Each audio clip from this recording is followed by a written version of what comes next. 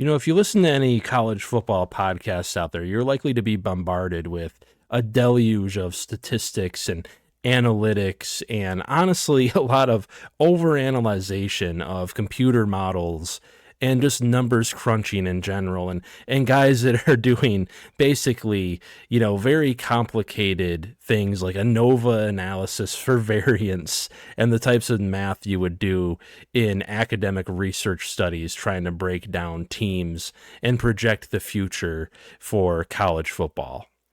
And while I don't think any of that stuff is, completely, you know, out of the realm of what we should be talking about generally when it comes to analyzing teams, while I don't think that we should overlook any of that stuff, and while I certainly think a lot of that stuff is important, and I myself am about to engage in it here in a few minutes, I think the thing that makes college football such an interesting sport and why I fell in love with it and why I continue to love it is because there are so many factors, there are so many aspects of the sport, there are so many things that go into any given game on any given glorious college football Saturday that are just frankly immeasurable. Sometimes the sport just comes down to that team that's willing to strap their helmets on a little tighter, dig their cleats into the ground a little firmer, a little deeper, willing to push that extra step or two on any given play, willing to give a little bit more effort, and players that are all on the same page, playing firmly together as a team. Need I mention the famous Bo Schembechler quote that echoes through the decades of the team that we all love, at least the team I assume we all love if you're watching this video. Those are the things that are difficult to measure for. And sometimes you run across a team like Michigan football this season, this version of Michigan football, that I think, while there are some numbers and analytics that we can look at, blue chip ratios and recruiting numbers and 40 times and, long jump and high jump and bench press numbers and things like that, while we can look at Kyle Whittingham's coaching record, while we can look at all the numbers, weight gains and things, this time of year, we're always into that. The MGO blog guys that I love to listen to always mention what they call the phone books coming out this year with all the updated weights and sizes. While it's all important and some of that stuff matters and it will definitely affect the football field, Michigan this season, I think especially with the type of coach that they have and the old school philosophy that he brings with him, which, by the way, fits the program like a glove, Michigan's one of those teams that they've got a lot of immeasurables going for them.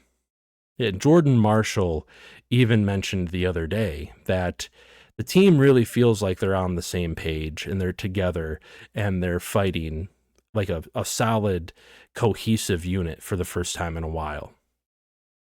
And while some people watching may be kind of dismissing what I'm saying, and I know I'm getting a little sanctimonious here for lack of a better term, they have to argue that stuff matters.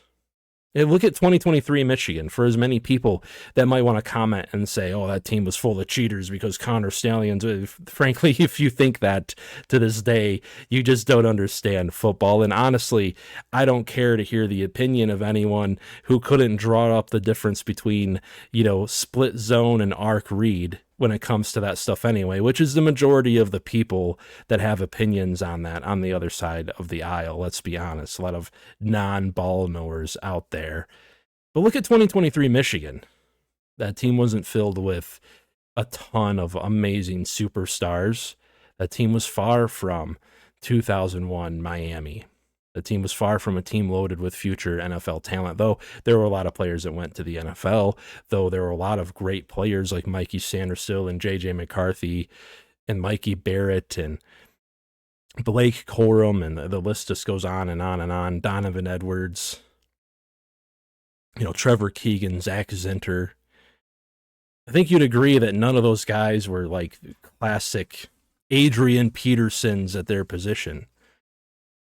They played as a team. They played together. They played cohesively. They put in the effort.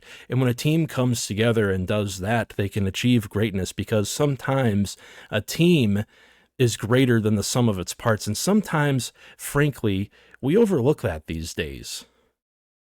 Sometimes we get so into the numbers, so into recruiting rankings and hype for certain players because they got a certain number attached to their name coming out of high school, or because they had a certain number of catches, or because the advanced analytics say this thing or that thing about a team and their likelihood to win some games. We forget the human component, the human element of the game. And maybe I'm overemphasizing this because I have to admit I am a psychology major. I am on my way to becoming a mental health I am a mental health clinician in my day job, but a mental health therapist. So maybe I value these things more than most, but it matters in this sport.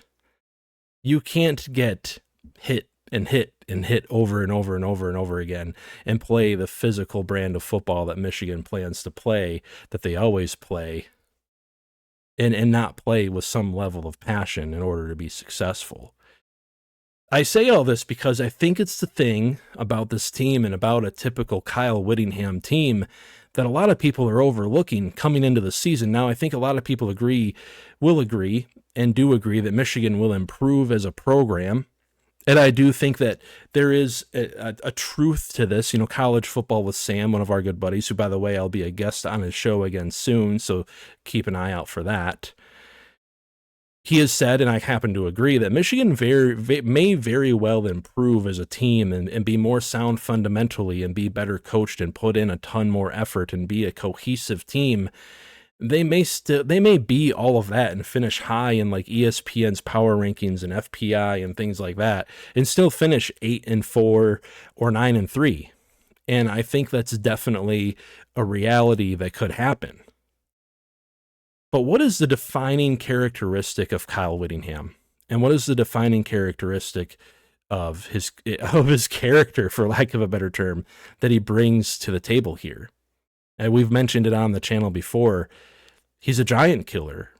He's had upsets through the years over USC, over Oregon, playing Ohio State in a Rose Bowl to the wire, one of the better Ohio State teams in recent years, beating Alabama in a bowl game back in the day to conclude an undefeated season at Utah, a Utah program that was just coming out of the Mountain West at the time.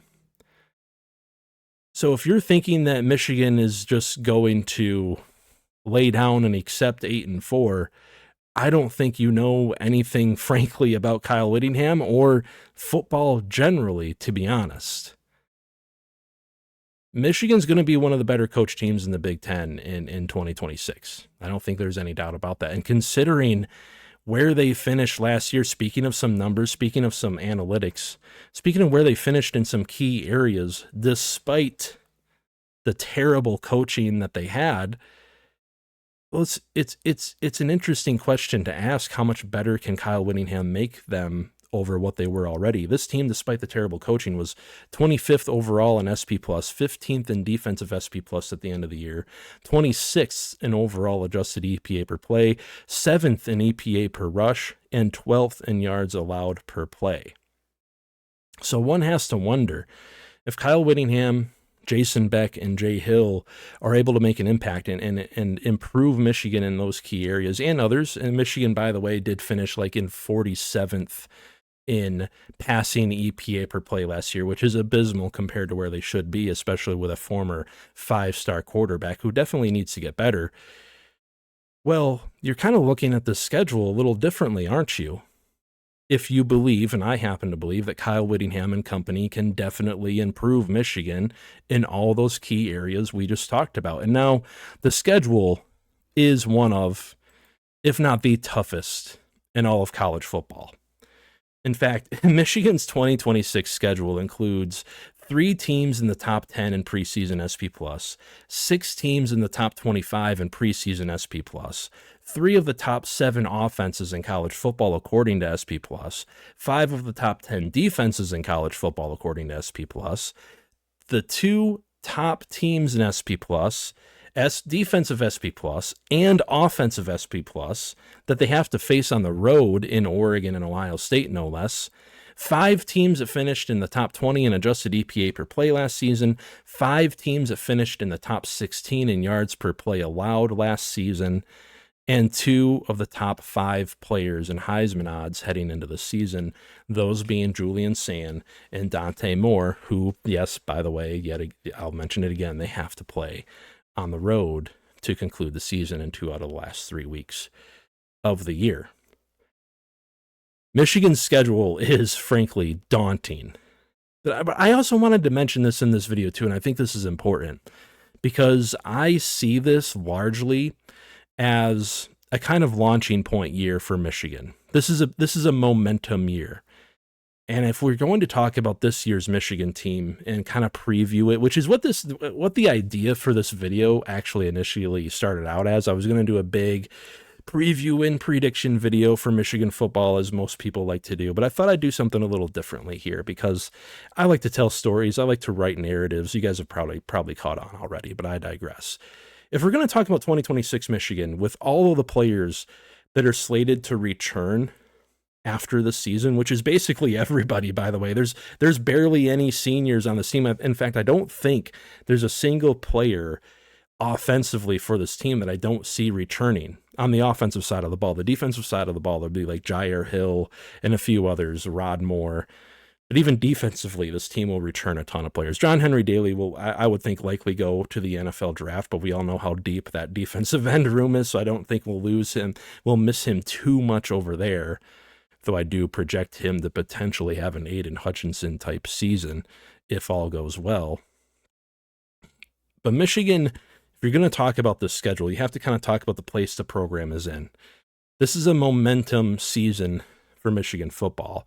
And I don't think I don't want to like say that in terms of, trying to temper expectations. Again, as I always say, this is the time of year to be hype about your team, to be excited about your team. This is the time of year in the preseason where hope springs eternal and every fan thinks their team might win the national championship. And I don't want to take that away from you guys as fans. We should be excited. I'm just saying what I'm excited about is the fact that this really young team, this incredibly young team, who, by the way, is about to start the quarterback who is the youngest at his position in the entire conference, they get to go up against some of the toughest teams you can put on a college football schedule, especially, defensively speaking. I want them to face that challenge. I want them to face that test. I want them to get a feel for how difficult it is to compete at the highest level of college football because, well, as Michigan fans, we wouldn't want it any differently, would we? I'm old enough to remember Michigan playing, really good Michigan State teams and Notre Dame every season at the beginning of the season before they chickened out and ran away from that rivalry game. I'm used to big non-conference games. I'm used to tough in-conference games, and that's kind of what I grew up with.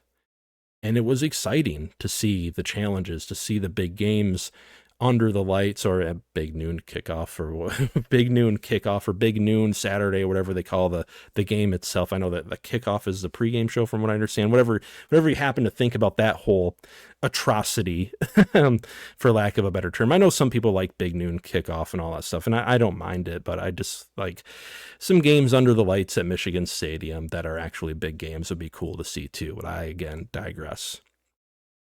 I think when you look at this season, considering everything Michigan's going to return next season, you have to kind of take it in that context. This is a building year towards what can be a very experienced, well-coached, well-rounded team in 2027. But make no mistake about it, if Michigan plays up to their potential, they can be competitive with this schedule. Now, granted, I just listed off a whole bevy of stats that would tell you otherwise. There is, again, a possibility they can finish 8-4. There's a possibility where they can finish 7-5, and I think we do have to acknowledge the possibility of that reality, where they stumble against Oklahoma early. Phil Parker's defense stifles a Bryce Underwood, who's still young, who's still learning Jason Beck's system. Michigan loses a tough one at home to Iowa, and then they lose against Indiana, they lose against Oregon, and they lose against Ohio State. That's 5 losses. That's a possibility. You also have to take the possibility that they win some of these games. And one thing that I think a lot of people are overlooking when it comes to this schedule is they get the majority of their tough games at home. Oklahoma, Iowa, Penn State, which frankly, I have to say that I don't see Penn State being that challenging this season. I think there's a little bit of over optimism from the Penn State side of things. I don't think that Matt Campbell really brought in a great roster over there. By the way, it was a roster that I know Rocco Becht, I think it was, and some other people, they dealt with some injuries last season, and that's kind of the excuse a lot of Penn State fans are using, and that's viable to a certain extent. But they lost to Colorado last year, that Iowa State team, and Matt Campbell brought in most of that Iowa State team, which, by the way, Penn State dropped from something along the lines of like a 49 or 50% blue chip ratio down to only the 20th percentile, something like 20% or 22%, something like that. But there I go doing the thing I was kind of critiquing at the beginning of this video, getting into numbers and overlooking the coaching and effort and things like that. Penn State could beat Michigan. It could happen, but I'd give it like a, I don't know, 15 to 20%, maybe not even that, especially given the fact that Michigan's at home. Michigan's a far more talented team. I like Kyle Whittingham as a coach much better than Matt Campbell, but I don't want to fixate on that game for too long. I really want to talk about the most important games, the biggest games on this schedule for a minute. And this is kind of my, schedule preview video, for lack of a better term. I don't know. This is just what I wanted to talk about this evening when it comes to Michigan this season, because I think there's so many people out there in the national media, in, of course, rival media, of course, given any season, Brandon Walker and certain people, the former disgruntled wide receivers coach, the bald guy whose name is evading me right now, any given year, no matter what talent Michigan has, those guys are going to predict Michigan to go 8-4, right? Like it's just, you can set your calendar to it. August comes around and Zach Smith, I remembered his name, Zach Smith, is going to come around and say all the reasons why Michigan's going to lose 4 games. Even if Michigan was playing an FCS schedule, they'd say that, right? But there are a good amount of people out there that I trust and I respect, who are just kind of writing Michigan off as 8-4. Maybe they'll go 9-3. And I think that's probably right about where they'll finish. Don't get me wrong. But if we're going to talk about the possibility of 8-4 or 7-5, we also have to talk about the possibility that, especially given the track record of Kyle Whittingham, of Jason Beck being a fantastic offensive coordinator, who, by the way, in one season at Utah had Devin Dampier run offense as one of the most efficient offenses in all of college football, that was right up there, and I think the top 10 or top 15 of scoring, and they were like 4th in yards per rush. Just a fantastic job he did over there. We have to ask the question, what if he does another fantastic job at Michigan? What if Kyle Whittingham turns the culture around in year 1, just like he managed to do? Well, it wasn't a turnaround at Utah when he took over, but he kept the culture in place and put his own spin on it when he took over at Utah. What if that happens? Because that's equally a possibility in my eyes. I do think Michigan's ceiling is somewhere around 10-2, and I do think it's something worth talking about. So before I get too long-winded in this video, I did want to talk about probably like 3 of the toughest games on Michigan's schedule. And I'll be honest with you guys, I was going to do a bunch more research and numbers crunching and all that. I decided to kind of just throw it all out the window for this one. I wanted to just kind of riff on my thoughts of these matchups in 2026. We're going to break down Oklahoma, Indiana, and Ohio State. I know Oregon's also on the schedule. I know Iowa's also going to be a pretty tough team. Iowa's always a tough out, even though Michigan has beat them, in previous seasons. Michigan hasn't lost to Iowa in a while, but again, I digress. These are the 3 games I think that are the most intriguing to me, and I wanted to kind of talk about them because there's one of these games that I think is the most likely for Michigan to lose. And it's probably the one that a lot of you aren't really thinking of. It's actually Oklahoma. It's actually the team I wanted to talk about first and kind of get out of the way. One thing that I don't think I see a lot of people talking about with the Oklahoma game is the kind of, for lack of a better term, rock, paper, scissors aspect to the matchup when it comes to schematics and when it comes to philosophy, especially between Brent Venables and his defense and everything he does defensively and everything Jason Beck likes to do offensively. And I think it's especially really interesting given these two teams played last season. And I have to kind of, I don't know, brag on myself or pat myself on the back because last season I was actually a guest on College Football with Sam's channel previewing the game and thought that Michigan was going to have a tough time against Brent Venables' defense. And low key they did because, well, Brent Venables' defense largely is built to stop the kinds of offenses that Michigan was trying to run in that game last season, and also the type of offense that I think Michigan will be this season. Jason Beck loves to stretch the field. He loves to stretch the field vertically, which is a really good thing against Oklahoma, by the way. He also likes to stretch the field horizontally. He'll run end arounds. He'll run arc read, which if you don't know, arc read is kind of a zone read where the tight end is making an arc block, which means he moves on past the edge and kind of tries to block out towards the sideline, and you get your quarterback out on the edge and you try to get big gains out of that. When you're trying to move horizontally against an Oklahoma Sooners defense coached against Brent Venables with the talent that they have at corner and at defensive tackle and at defensive end and at linebacker. They have talent at all three levels, by the way. Most people are projecting them to be one of the more talented teams overall, one of the more talented defenses, I should say, at least in the SEC. When you're trying to do all that, their defense is largely based on press man, loading the box, flying downfield, playing one gapping defensive tackles, which are the philosophy there is to just step into a gap and get into the backfield. Don't necessarily worry about, covering. There's a difference. There's two main philosophies to defensive tackle play. And one of them is to two gap, or quote unquote two gap, which is largely what Michigan has done the last few seasons. So if you saw Mason Graham and Kenneth Grant out there stifling run plays, it was because they had the responsibility of covering the gap to either side of the offensive lineman they were lined up against. So if you're in the three technique, you got to cover the outside shoulder of the guard and the inside shoulder of the guard. Don't let the running back squirt through either hole. That means that you can't just step into one gap and try to force yourself into the backfield on every play.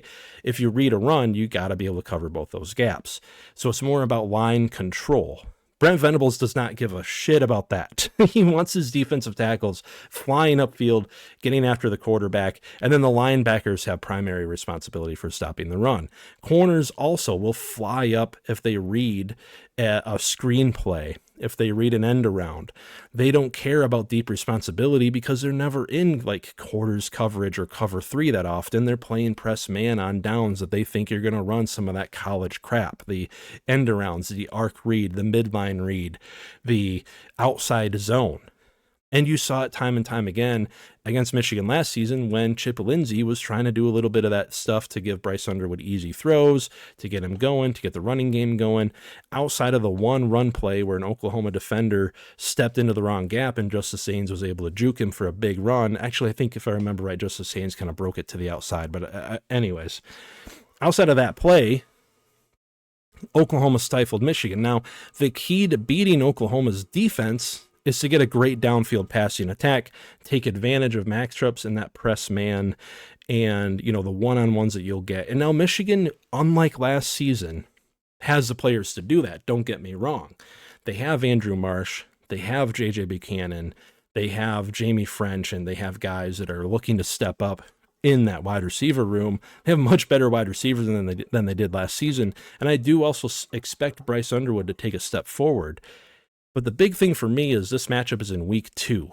And I don't know if Bryce Underwood is going to come right out of the gate firing with a great to elite downfield passing attack. If you look through the history of, if you look through Brent Venables' career, when he was at Clemson and his time during, his tenure at Oklahoma, the teams that have been able to beat him are teams with elite downfield drop back passing attacks. And though Bryce Underwood will progress into this season, that's probably the last thing Michigan really wants to do consistently, especially early in the season. Now, I want to kind of qualify that with if Bryce Underwood comes out firing in week 1 and then their kind of quote unquote tune up game against Western Michigan, he throws for 400 yards and 5 touchdowns. Forget everything I'm saying here. But just schematically, the offensive to defensive matchup is really interesting to me. And I don't know if Michigan's going to have everything in the bag schematically to beat Oklahoma. Now, I will also say Michigan's at home. Michigan will have much better coaching. Michigan will put in much better effort. And I do think solidly the primary reason outside of the schematic matchup between Michigan's offense and Oklahoma's defense, which was torrid for Michigan last year and will also be pretty bad for Michigan this season. The primary reason why Michigan lost that game to Oklahoma on the road last season is because Michigan was unwilling to run their quarterback and Oklahoma was. If you look at the third down conversion rate in that game, it was eye-opening. It was jarring between Oklahoma and Michigan. Oklahoma was like over 50% on third down, largely because they were willing to run John Mateer on third down, even the numbers in the run game, and have him lean forward for 2 or 3 yards and pick up a third down on a 3rd and 2 or a 3rd and 3. Michigan wasn't doing that. When they did manage to get a 3rd and short, they were running into stacked boxes. And again, Oklahoma was flying downfield. They weren't running Bryce Underwood. And then on top of that, they were also in 3rd and long situations a lot more than Oklahoma was. So Michigan needs to stay out of that this season. They need to run Bryce Underwood, which I think they will do. And they may very well win a close game. Don't get me wrong. This game is probably like a 55-45 in my opinion, but I do think it leans a bit in Oklahoma's favor. Oklahoma does also have the congruence of having had this coaching staff here for a few years, the continuity, I should say. These players have played in Venables' system for a while, and Michigan, their players largely will still be learning their offensive and defensive schemes going into week 2. There will be some mistakes, I think, and we got to watch out for that. Michigan will have to minimize that, but Oklahoma is probably the game out of these 3 that I actually think Michigan might be most likely to lose, and I know that's really saying something, because the other game I wanted to talk about is against the reigning national champion Indiana Hoosiers. It still sounds really crazy to say, actually. Indiana is your national champion in college football, and Michigan is your national champion in college basketball. Who had that on their, I don't know, who had that on their bingo card, I guess you would say? I was about to say bucket list, but that wouldn't be the right use of term or the right turn of phrase there. Who had that on their bingo card for 2026? Now, again, a lot of people are writing Michigan off in this game. Just any season preview and prediction video out there that you watch, and you all know them. You guys have all seen them. You're run of the mill. They'll have the graphics up and they'll go through the thing, and you get the guy on the video sitting in front of a shelf of books and trophies or some neon sign that he purchased on Amazon that he's super proud of, or some mini helmets, doing his thing. They'll all say, well, Michigan's definitely going to lose to Indiana because Curt Cignetti and Indiana are the new Alabama. They're here to stay. They're going undefeated. They're winning the national championship again. For one, I'm here to kind of pump the brakes on all the Indiana hype. And for 2, again, Michigan's going to be a well-coached, very talented team this season. They get that game at home, and they get that game the week after Indiana has to play Ohio State. And I think the big thing here for Indiana, the reason why I think Michigan can very well win this game, is because if you look at Indiana last season, yes, they won the national championship. Yes, they're in a fantastically coached team. I picked up on it back in 2024 when I was watching the film on them week to week, back when I was doing the old version of this channel. Yes, this is Darren Talks Ball 2.0, by the way. This is my second attempt at it, but anyway, we don't need to get into all that. I remember seeing just how well coached and constantly in position they were, especially defensively as a team in 2024, and how impressive it was. So yes, all the credit to Indiana.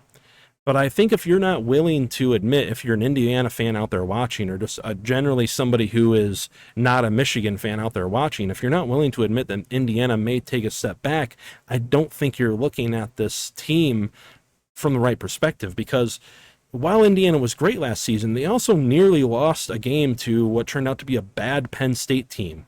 They also nearly lost to Iowa. They also needed big plays from their starting quarterback, their Heisman winning quarterback in Fernando Mendoza, to get to the national championship game and to win the national championship and to beat Miami. They're not going to have a Heisman quarterback this year. They're going to have Josh Hoover.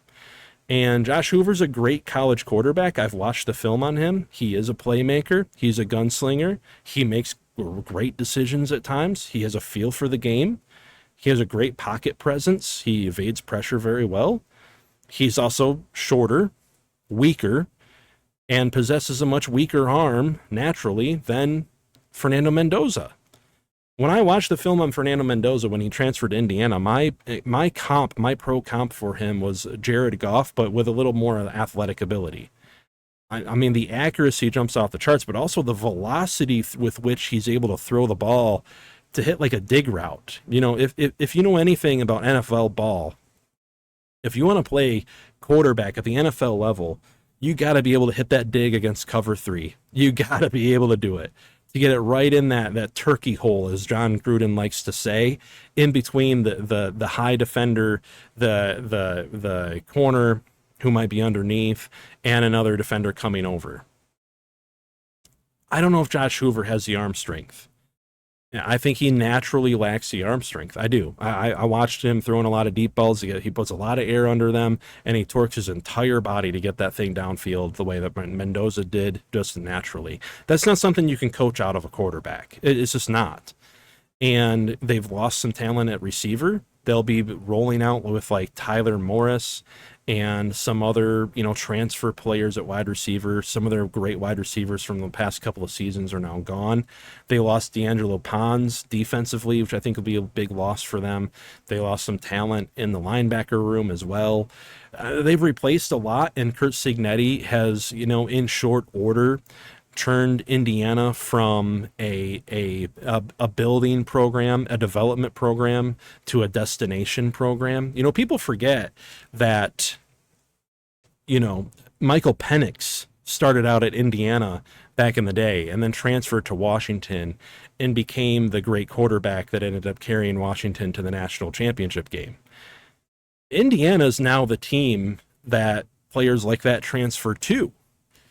I just think that Josh Hoover isn't Fernando Mendoza, and because of that, they're going to be closer to the 2024 version of Indiana, which was really good, but then ran into roadblocks, ran into walls against teams that were frankly just more talented than them.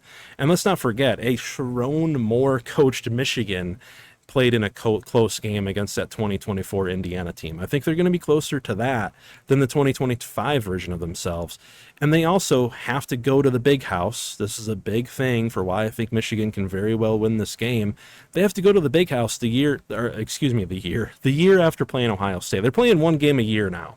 Actually, that would kind of track with Indiana, I don't know if you guys have noticed, but kind of dodging big out-of-conference games. One of my few critiques of Curt Cignetti is that he's all here for the SEC model of scheduling out-of-conference games. He wants to play a bunch of nobodies and then just roll into the Big Ten season and get his wins. But again, I digress in this one. I digress a lot, don't I? Actually, notice I've said that a lot in this video. But Indiana has to play Michigan on the road the week after playing one of the better teams in the country. That's going to be a tall task, and Michigan's going to be a lot better coached. They're going to be more experienced to that point, more seasoned. It's going to be deeper into the season, and that might be a much closer game at the very least than many people think. And then the last game, we have to talk about it, and I kind of have to give away something here. This whole video, the purpose of this video has really been an excuse for me to talk about Michigan versus Ohio State. This channel basically exists so that I can talk about the greatest rivalry in all of sports. And that's what it is, by the way. There's no questioning it. It's not even close. Michigan versus Ohio State is a rivalry, and all other rivalries are just games, in my opinion. I don't care if you're talking about the Iron Bowl. I don't care if you're talking about the Yankees versus Red Sox. I don't care if you're talking about the North London Derby. Michigan versus Ohio State is the rivalry. And it's going to be such an interesting game this season because we've got new coaches, we've got new players, we've finally got a Michigan team that is well coached again. We've got Matt Patricia coach defense that's going to have to find ways to replace a lot of really great players like Sonny Styles and Caleb Downs and some of those edge players they've lost from the last couple of seasons, losing their defensive tackle, losing, from what I understand, pretty much their entire defensive line. Losing a lot of their wide receiver production. They're projecting some freshmen to start over there. Granted, 5-star freshmen, and who am I to challenge or question Ohio State's ability to develop wide receivers, but it's a very, very intriguing matchup this season. And I don't want to go too long in this video. I'm going to keep this kind of short when it comes to Ohio State because I'm going to release a video, like a way too early look at Ohio State soon here. But I'll just say this. It is really, really funny to me how history is repeating itself once again. I'll never forget in 2021, leading up to that game, the morning of that game, I had probably the most quote unquote Michigan ass morning you could possibly have. It had snowed. I helped my brother-in-law drag a deer out of the woods. I ate Thanksgiving leftovers for lunch, and I came back to my in-laws' house. We were staying up there for Thanksgiving in the Traverse City area, and I watched Michigan versus Ohio State, and I watched the pregame talk. Everybody outside of Charles Woodson and maybe a couple others, everybody predicted Ohio State to win, and it would be business as usual. Michigan, of course, won that game. It changed the trajectory of their entire program. And then in 2022, the same thing happened. And everybody and their brother predicted Ohio State to win that game. 2023 rolled around and it was a bit of a more even split than previous seasons, but in fact, I think in some places or most places, Michigan was actually favored for the first time in quite a while going into that game, playing at home. A ton of people still picked Ohio State to win that game, and a ton of people, especially a lot of Ohio State fans, were saying, this is the year. We've finally got the wide receiver that's going to give it to you in Marvin Harrison Jr., and lo and behold, Will Johnson stepped in front of him, one of the first plays of the game, and intercepted a pass from Kyle McCord, who became their whipping boy for that game, by the way, completely thrown under the bus. 2024 rolled around, and everybody, Michigan had a terrible season in 2024, and everybody very justifiably picked Ohio State again. And you'd think that would be the year. You'd think that would be the year where people would have learned the lesson to give this rivalry the respect it deserves in terms of, in any given year, no matter what type of season either of the teams had, you can't for sure make it your stone cold lock of the century, pick that this team is definitely going to win. That is just written in the stars. Because we all saw what happened in 2024. And one win over one of the worst coached Michigan teams in the last 30 years of Michigan football. And it seems like going into this season, everybody's right back to it. It's business as usual. Ohio State's going to win the rivalry game. They're one of the best teams in the country. They're going to compete for the national championship. They're going to live up to those standards. And, who are we to question Ohio State fans? After all, it's their birthright to get 10 wins in a season, as one Ohio State fan recently said. It's just oblivious to recent history in this rivalry. And again, Michigan will be, for the first time in 3 years, extremely well coached. They will have a good amount of talent. They'll have a great offensive coordinator. They'll have a good defensive coordinator in Jay Hill. They'll have who could be an Aiden Hutchinson type edge rusher. They'll have, by all accounts, a very good defensive secondary. They'll have an extremely good run game. They'll have all the things that travel. Everyone says defense in a run game travel. And they'll travel down to Columbus, and we'll roll the ball out there, and we'll see who the better team is on that given Saturday.